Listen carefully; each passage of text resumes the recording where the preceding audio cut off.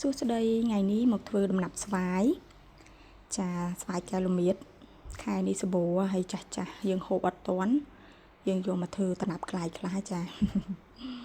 អញ្ចឹងគ្រឿងផ្សំយើងមានលើហ្នឹងងាយចាស្វាយកែវល្មៀតខ្ញុំប្រើ3គីឡូចាជាមួយនឹងស្ករសខ្ញុំដាក់តែ1គីឡូទេហើយកបោខ្ញុំដាក់មកស្ពាបបាយដើម្បីត្រាំស្វាយហ្នឹងណាហើយនឹងអំបិលមកស្ពាបកាហ្វេចាអញ្ចឹងយើងចិតសបកលាងទឹកឲ្យស្អាតហើយយើងហាន់វាអញ្ចឹងមកបន្ទាប់មកយើងយកទៅត្រាំទឹកកបោចាឃើញកាត់វាយ៉ាងធំអញ្ចឹងឯង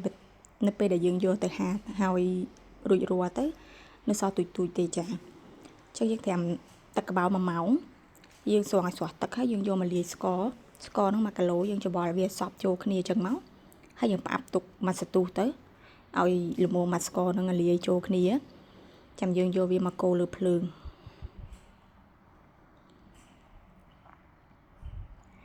ចាយើងធ្វើប៉ុណ្្នឹងទៅល្មមមើលធំពេកយើងហាយូរចាខ្ញុំកាត់ប៉ុណ្្នឹងខ្ញុំហា2ថ្ងៃអូខេបន្ទាប់មកយើងទុកមកស្ទុះទៅកន្លះម៉ោងអីទៅចាយើងដាក់ខ្ទះមកហើយយើងដាក់ចាក់ទឹកស្ករនឹងចូលមុននៅពេលពុះយើងចាក់ស្វាយនឹងចូលទៅចាអញ្ចឹងយើងកូរវាលើភ្លើងនឹង20នាទីទៅ30នាទីទៅបានហើយចា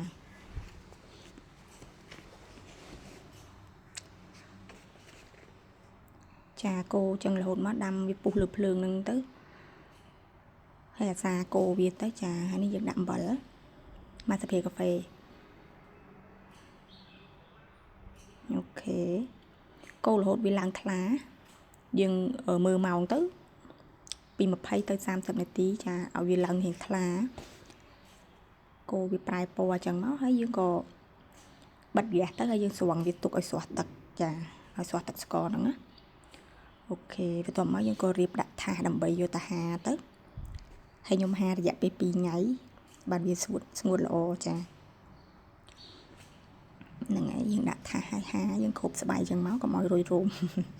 ចាអញ្ចឹងមានប៉ុណ្្នឹងទេចាអរគុណចំពោះការតាមដានកុំភ្លេចជួយ like share ព្រមទាំង follow page ម្នាក់មួយផងជួបគ្នានៅវីដេអូក្រោយៗទៀត